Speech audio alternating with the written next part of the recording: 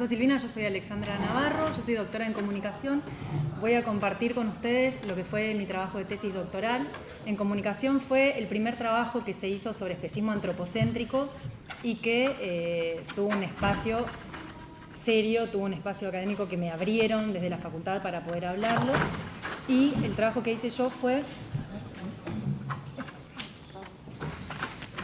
Lo que hice yo fue intentar trabajar de qué manera se estructura el especismo antropocéntrico en Argentina desde la arista de la alimentación con carne vacuna y sus derivados. Es decir, no trabajé sobre otros animales, no trabajé tampoco desde otras aristas del antiespecismo, sino que me interesaba específicamente la alimentación porque considero que dentro de la propuesta hay algunas cuestiones que están como más aceptadas, como que los animales no humanos no deben usarse para ocio, no deben usarse para indumentaria, pero cuando se toca el tema de la alimentación es donde encuentra las barreras más firmes.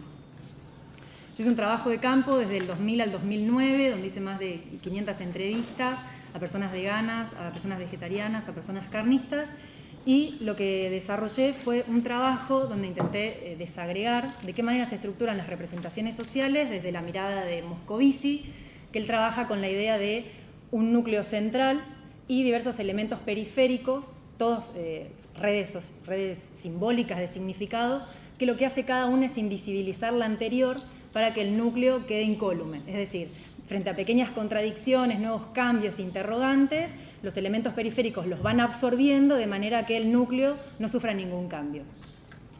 Yo les voy a pedir disculpas porque voy a ser como súper breve y voy a hacer un vuelo rasante. Cualquier pregunta la pueden hacer después, o si les interesa lo charlamos en otro momento, pues si no, nos seguimos atrasando y decidimos que iban a hacer un tiempo corto para cada uno. Para trabajar lo del núcleo figurativo central, yo tomé una metáfora de la geología que piensa a la Tierra como núcleo, manto y corteza, donde el núcleo está dividido en núcleo interno y el núcleo externo. En el núcleo interno está el antropocentrismo, ¿sí? O sea, creo que no necesito explicar mucho de qué se trata, el ser humano como centro de todo, y sobre todo una cuestión ligada a la antroponegación, que tiene que ver con rechazar la idea de que los animales pueden compartir con nosotros ciertas cuestiones como el sufrimiento o el gozo. Digo, todavía se escuchan personas que dicen que los animales en realidad no se dan cuenta o no sienten o no sufren en los mataderos, no se dan cuenta cuando los matan. Y también un rechazo o una idea de que en realidad toda la cuestión de los animales tiene algo de antropomorfismo, que tiene que ver con considerar que en realidad sus sentimientos tienen que ver con una necesidad del ser humano de despejarlos en nosotros, o considerar incluso, peor aún, de que en realidad son meros espejos nuestros, que cualquier idea de sensación que podemos ver tiene que ver con una necesidad humana de sentir que tienen algo que ver con nosotros, sin considerar su individualidad. Como núcleo externo del antropocentrismo, y muy ligado a él, se encuentra la idea del especismo antropocéntrico. El especismo antropocéntrico, como saben, es una discriminación injustificada hacia otros seres por pertenecer a otra especie. Implica la idea de que el ser humano es siempre superior, por lo tanto el animal no humano es inferior y se puede por eso explotarlo, dominarlo y sujetarlo a distintas prácticas que sean para beneficio de las personas, y se utiliza como un lente para mirar el mundo. Digo, a partir del lente del especismo antropocéntrico, cualquier tipo de uso que se hace en los animales es válido si es para bienestar de los seres humanos. Como primer elemento periférico que rodea el núcleo del especismo antropocéntrico y el antropocentrismo, se encuentra el carnismo. El carnismo es una categoría que acuñó Melanie Joy.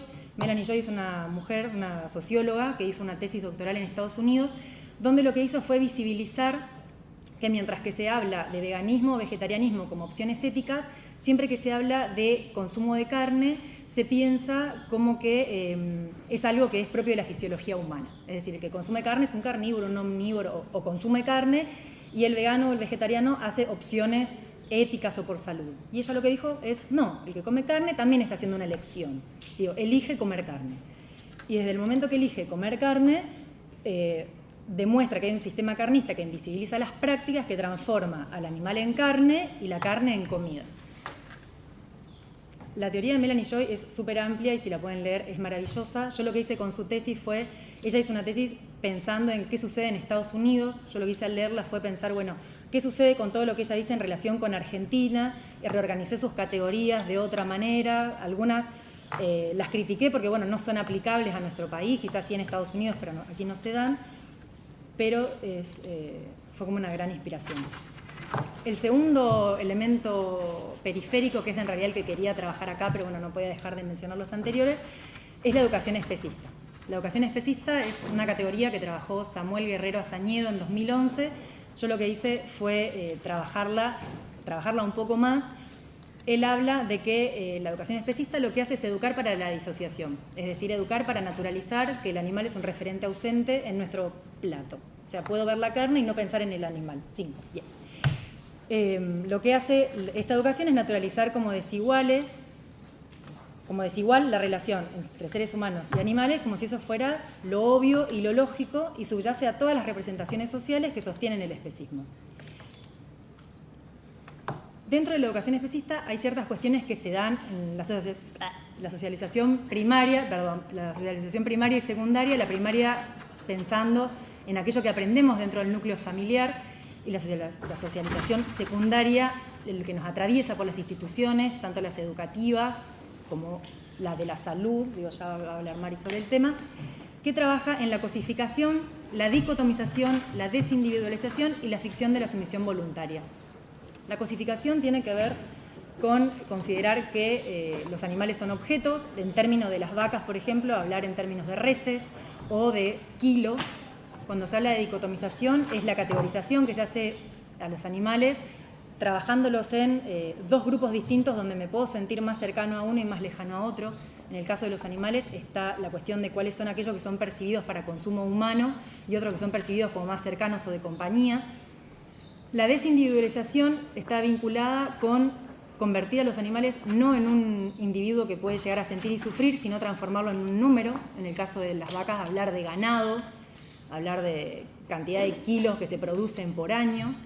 Y la ficción de sumisión voluntaria está ligada a aquello que nos educan desde chicos, incluso desde las canciones infantiles, de que las vacas nos dan la leche, nos da el cuero, nos da la carne, sin visibilizar que en realidad para cualquiera de esas cuestiones que se supone que nos da, en realidad hay que esclavizarla o incluso quitarle la vida.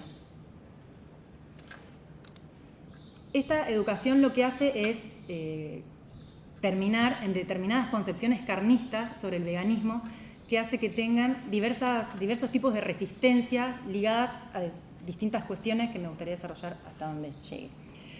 La primera es un desconocimiento muy importante de lo que son los derechos animales. La discusión se ha deslizado desde la idea de pensar, de qué manera hay que tratar a los animales, hasta empezar a pensar si es legítimo utilizarlos. Es decir, la discusión se fue deslizando desde el bienestarismo hacia el abolicionismo.